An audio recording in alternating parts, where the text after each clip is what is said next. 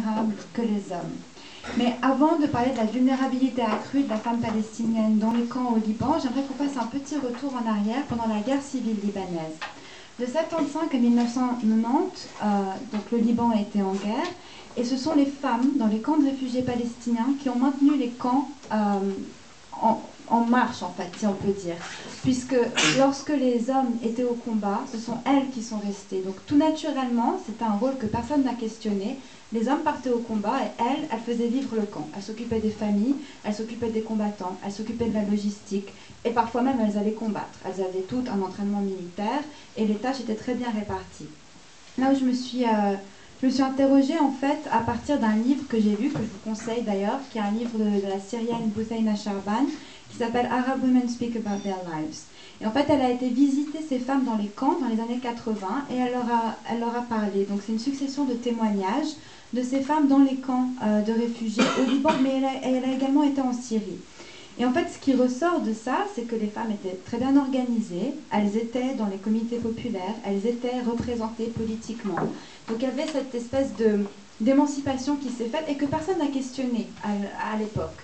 Moi, je me suis intéressée à savoir, est-ce que, une fois que la crise a été terminée, est-ce que les femmes ont pu ouvrir la porte à une émancipation de plus long terme, qui n'est pas juste ponctuelle en raison d'une crise? Et donc, en fait, après mes recherches, la réponse, c'est que non, malheureusement. Maintenant, les femmes dans les camps de réfugiés palestiniens se retrouvent exposées à des violences, qu'elles soient domestiques, sexuelles ou de tout ordre. Elles sont marginalisées à bien des égards, et à cela s'ajoute ce que j'ai appelé la stratégie d'évitement, je ne sais pas si c'est un bon terme. Disons que quand vous allez voir un responsable, en fait, que ce soit, c'est quelque chose que j'ai pu voir en parlant avec différents hommes surtout, vous leur demandez la violence contre les femmes, etc. Ils vont vous répondre non, le problème des femmes palestiniennes, c'est retourner à la terre, c'est ce qui est en train de se passer au Liban ou c'est en train de se passer en Israël. La violence domestique, c'est quelque chose qui a été importé de l'Ouest, par toutes les ONG qui viennent, etc. Et ça, c'est vrai. Le problème de la femme dans les camps de réfugiés, la femme palestinienne dans les camps de réfugiés ou de la femme palestinienne dans les territoires occupés, c'est vrai que le premier problème, c'est effectivement l'occupation, c'est effectivement sa situation dans la société dans laquelle elle vit, mais c'est également un problème dans la sphère privée. Et ça, souvent, de nombreux hommes essayent justement d'éviter ce problème en le contournant, et bien sûr, tout est importé de l'Ouest. J'aimerais juste vous lire un témoignage que j'ai trouvé qui m'a semblé assez parlant. C'est une jeune femme en fait palestinienne qui aimerait faire des études. Elle a bénéficié d'un programme soutenu par UNIFEM qui s'adresse justement aux familles palestiniennes dans les camps au Liban les plus démunies. C'est un programme exclusivement pour les jeunes femmes. Et donc, en fait, son témoignage, ça a été « Au début, ma famille a été surprise lorsque je leur ai annoncé que je voulais continuer mes études, car j'étais la première fille à le faire. Personne n'est allé à l'université dans ma famille. Ils pensent que lorsqu'une femme a atteint un certain âge, elle doit se marier.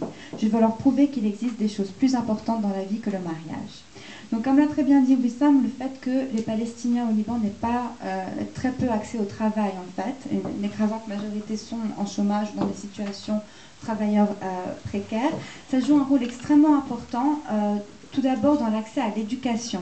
C'est-à-dire que les foyers palestiniens n'ont pas les moyens, bien sûr, d'envoyer leurs enfants à l'université, et quand elles ont les moyens, la priorité, c'est toujours l'homme.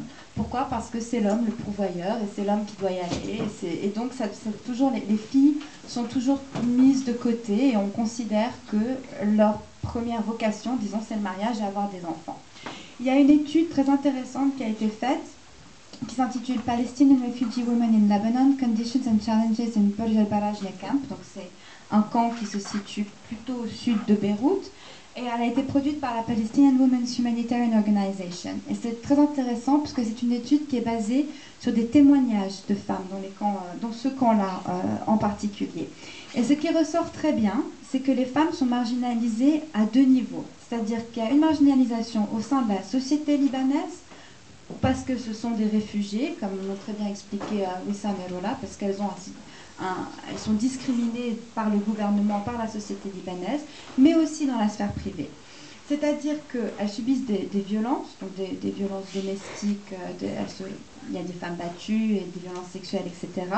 Mais elles ont également un problème par rapport à l'accès au travail, à l'éducation et à la représentation politique. Donc elles n'ont pas accès à ces choses-là. La société libanaise ne leur offre pas ces possibilités, mais à l'intérieur du camp, au sein de leur propre communauté, dans les communautés populaires, elles n'ont pas de représentation, elles n'arrivent pas à faire entendre leur voix, et pas plus que l'éducation, comme on a dit, comme je l'ai déjà dit, que ce sont les hommes et les garçons qui prennent le pas sur elles. Donc, quelques petites statistiques en fait.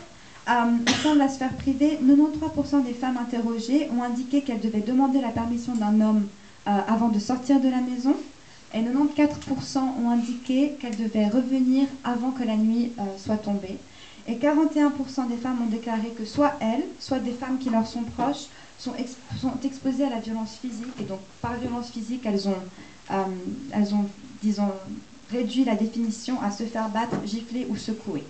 C'est-à-dire qu'on n'a pas pris la définition communément admise de la violence contre les femmes, qui inclut aussi tout ce qui est violence sexuelle, tout ce qui est violence psychologique. Donc on s'est simplement basé sur se faire battre, gifler ou secouer, c'était déjà 41%. La mentalité qui prévaut, mais dans toute la région, c'est pas juste pour les camps de Palestiniens au Liban, c'est-à-dire qu'on ne parle pas. Ce qui se passe dans la sphère privée, ça reste dans la sphère privée, et on n'encourage pas les femmes à aller porter plainte. Dans le cas des femmes, je dirais presque libanaises aussi, ou des Palestiniennes dans les camps de réfugiés, quand bien même elles iraient dénoncer ou dire ce qui s'est passé à des autorités, les autorités ne les aideraient pas, parce qu'elles considèrent que c'est complètement privé, et donc elles n'ont aucun mécanisme de soutien qui peut les accompagner dans ce qu'elles sont en train de vivre. Donc elles sont complètement isolées, et je tiens vraiment à souligner l'accès à l'éducation.